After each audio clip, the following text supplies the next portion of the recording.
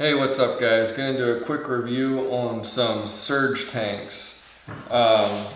You may have heard about surge tanks, you may not have. I'm going to go over the reasons why you would want to use one and then which one you should buy. So starting off here, I've got the Hitachi surge tank and the RolAir air keg surge tank. So the first surge tank that I started out with was this RolAir. I am a big RolAir fan. I've got their JC10 air compressor right here. It's perfect for trim carpentry because it's extremely quiet, it's lightweight, and it doesn't pull a huge amount of power on an outlet. And that's something really important when you're trimming new homes because typically you only have one outlet per level. So if you try to plug in a big air compressor, you're going to be using all of the juice on that outlet for the air compressor, and then if you're running saws or something else, it'll end up kicking out the breaker all the time. So this is a great air compressor for that. They even came out recently with the JC10 Plus, which is supposed to be even better. So the downside of these small compressors is you have limited air capacity. If you're running multiple nailers or if you're running like a 15 gauge nailer really fast, your air pressure will drop and then you'll end up with nails sticking out and being proud, which is the #1 thing you don't want to do as a trim subcontractor. So what do? You buy a surge tank. That is one of the reasons to buy a surge tank. It gives you more air capacity and will even out all those strikes on the nail so that you're getting a consistent depth all the time. The other reason, which I don't particularly do myself, but you could do, is to run a hose from your air compressor all the way to your surge tank so that you could, say, put your air compressor out in the garage and then put a surge tank in the house.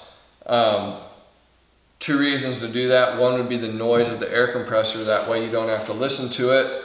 And then #2 would just be so that you could put your compressor on a plug somewhere where you don't need the power, and then run your saws off of a different plug. That way you don't have everything in one central location. What I do with mine is I always have this short little hose here, and that's what I use to connect to my surge tank. I always keep the tank right beside the compressor for the most part.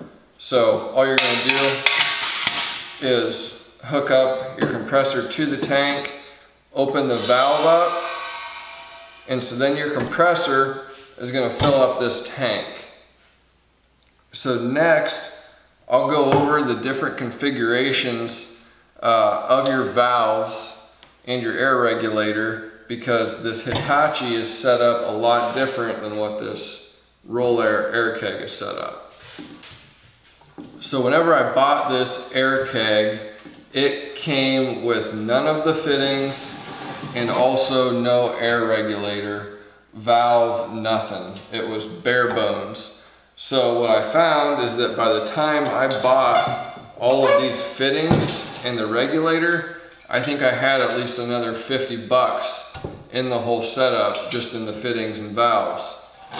This Hitachi, I was at Lowe's, and I happened to see it sitting there on sale for $76 on clearance, and I knew that it was actually a better surge tank. I couldn't resist, so I bought it.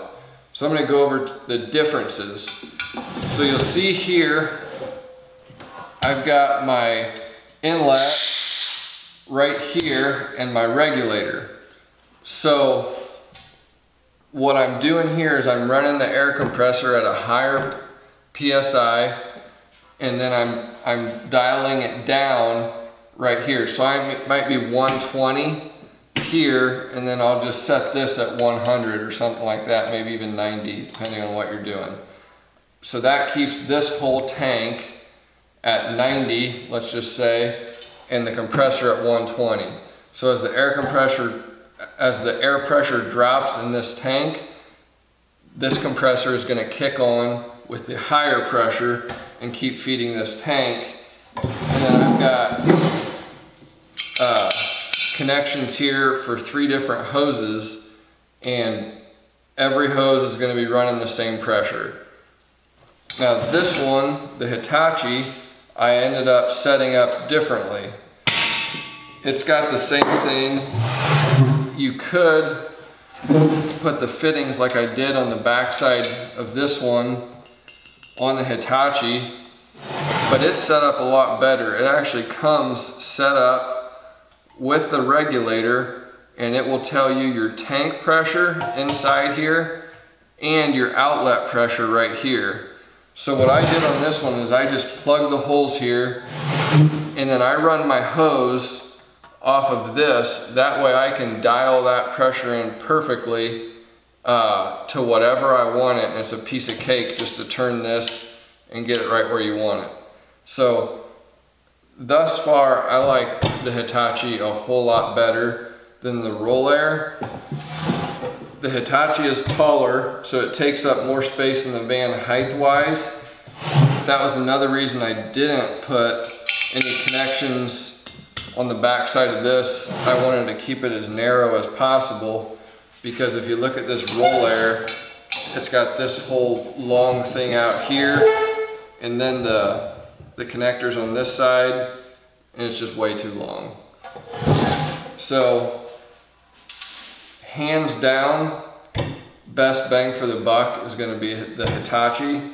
It comes with everything besides the plugs that you would put on the ends, or you could put the quick connection couplings on there also, but I chose not to because I wanted to run my air hose off of the front right here. So the only thing you're going to have to buy is those plugs, and they're a couple bucks a piece, so not too bad. So all in all, I definitely recommend the Hitachi. Nothing really wrong with the RolAir. Hitachi's just a lot better, and you really can't beat running a JC10 with this kind of setup, because it gives you all the advantages of a small, portable, lightweight, quiet compressor and the capacity of a big compressor. These little compressors are absolute animals. As far as the duty rating, you can just let them run and run, and I mean, for 240 bucks, if one of them burns out every couple years, I'd probably rather have a new compressor anyways. So definitely a good combo, highly recommend it. Hope this video helps you out. Again, Hitachi, RolAir JC10, even better if you get the new JC10 Plus, and I'll have links in the video below. Thanks for watching.